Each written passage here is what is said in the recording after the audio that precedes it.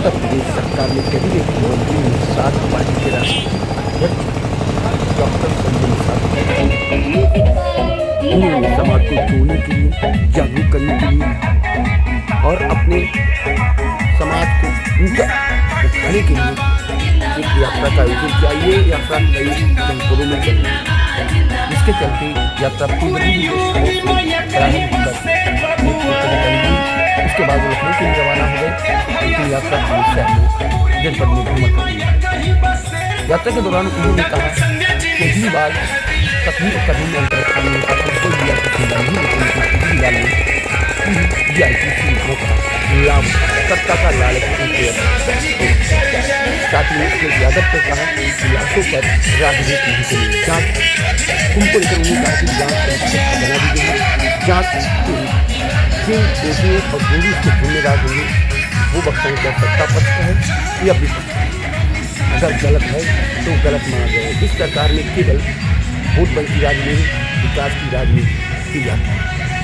अगर विकास अच्छा होगा तो जनता बीजेपी सुनेगी और दोबारा सरकार लाएगी। क्या कहते मंत्री, हैं? आज मिल्कीपुर में चुनाव है, दिल्ली में चुनाव है, क्या तैयारी लग रही है? किस तरीके से भाजपा की आने वाली अपील कर लिया हूँ उसके माध्यम से कि भारतीय जनता पार्टी को वोट दें।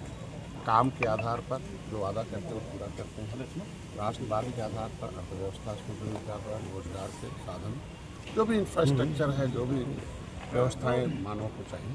तो संविधान में कहा गया ना कि राजनीति का अभिभावक है जनता के पैसे के, जनता के भविष्य के और देश के और राष्ट्र के विकास के। तो कैसा अभिभावक चाहिए? सबको देखिए, सपा बसपा कांग्रेस को ऐसा अभिभावक की अर्थव्यवस्था ही लुटा दिया, ऐसा अभिभावक के लोगों के गार्जियन तो बन गए, वो अपना ही चले गए जेल भ्रष्टाचार में। तो ये आरोप कहना, कथनी और करने में अंतर जिसके पास उसे वोट देने से क्या होता है? केजरीवाल आए थे तो क्या कहे थे कि ना कि हम कैसे मकान, जब सबको मकान मिला देंगे तो हम मकान बनाएंगे। अभी क्या मकान में मिला है? तो ये सब चीज़ें हैं। इसके आधार पर सभी जाति, सभी धर्म, सभी भक्तों को मिल्कीपुर में भी और दिल्ली में भी वोट भारतीय जनता पार्टी की मिल रहे और निश्चित रूप से। मंत्री, सबसे ज़्यादा अखिलेश यादव जो है महाकुंभ को लेकर अभी कल संसद भवन में भी बहुत ज़्यादा हो हल्ला हुआ है। तो क्या लग रहा है कि महाकुंभ में जिस तरीके से आरोप लगाए जा रहे हैं उनकी क्या जाँच होनी चाहिए या किस तरीके से कोई इसमें समिति गठित होना चाहिए? कि लोकतंत्र में भारत लोकतंत्र है, संवैधानिक व्यवस्था है। संवैधानिक व्यवस्था में एक न्यायिक प्रक्रिया और न्यायिक जांच होती है। जहाँ जो जांच आ जाती है वह जांच जो है वो उस सरकार और उस टीम, मतलब उस व्यवस्था से ऊपर है। जब तक जांच का रिपोर्ट नहीं आ जाए तो कुछ कहना उचित नहीं है। तो भाई जांच व्यवस्था में लिखा हुआ कि जांच होनी चाहिए। तो जब जांच टीम गठित कर दी तो किसी व्यक्ति से आंकड़ा मांगना, जांच से आंकड़ा मांगा जाए, जांच का टाइम दिया गया संविधान में, जांच के समय आएगा आंकड़ा, जांच के समय सब कुछ आएगा, वो सब दिया जाएगा। लेकिन बीच में लोग राजनीति कर रहे हैं, तो राजनीति, लाशों पर राजनीति नहीं होनी चाहिए। उत्तर प्रदेश स्वतंत्र प्रदेश बने उसके लिए होनी चाहिए। आगे फिर से कोई घटना न घटे उस पर चर्चा होनी चाहिए और मृतक परिवारों के साथ संपर्क के समझौता होना चाहिए। और वो एक पवित्र भूमि है, निषाद राज की, प्रयागराज की निषाद राज की भूमि है, भगवान राम निषाद के।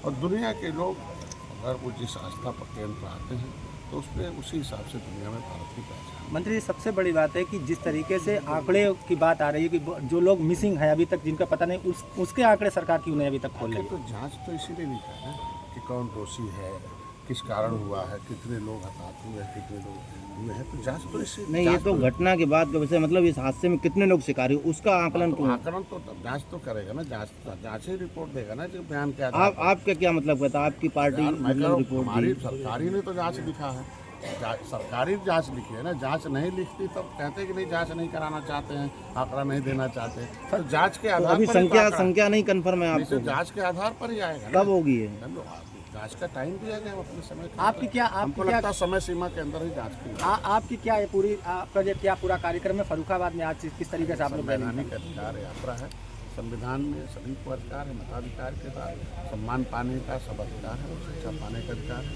उसमें कमज़ोरों को भी विशेष स्थान है। कमज़ोर को इस तरीके से हम रखते हैं।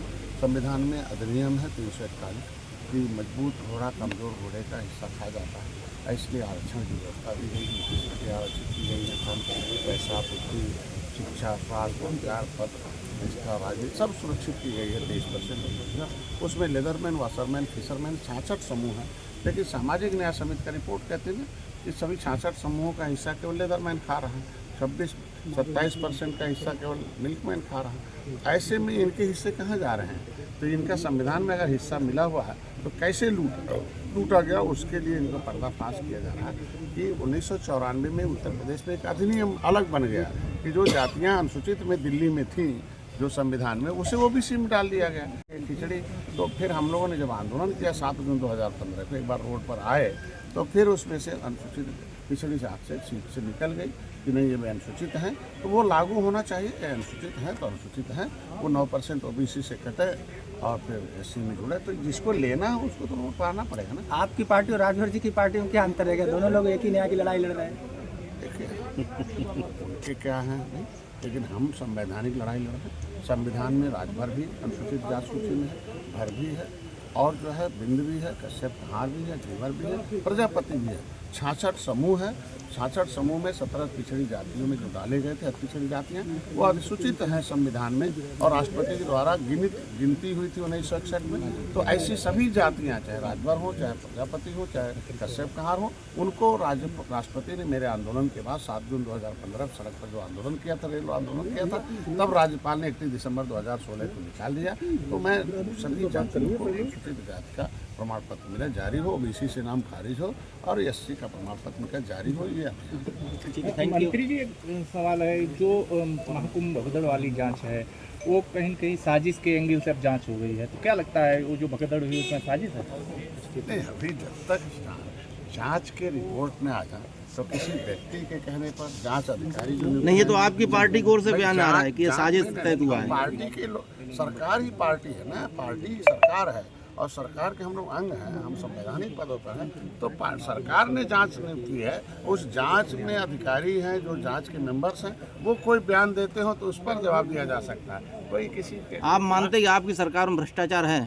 देखो, आज के दिन में कहीं भी जो मामले आते हैं तो उस पर संज्ञान है। हमारे समय जो पहले की सरकार थी और अब की सरकार है, दोनों में बहुत अंतर है। आप देख सकते हैं किस तरीके से लोग हम उत्तर प्रदेश अर्थव्यवस्था में कहाँ जा रहा है। अगर हम इससे कहते तो अर्थव्यवस्था सुदृढ़ कैसे होता है? अर्थव्यवस्था अगर रिकॉर्ड में सुदृढ़ हो रहा है, काम दिखाई दे रहा है, तो इसके मतलब काम अच्छे हो रहे हैं। अच्छे कार्यों की सराहना होनी चाहिए। कहीं भी गलती में तो मुख्यमंत्री को धन्यवाद दूंगा।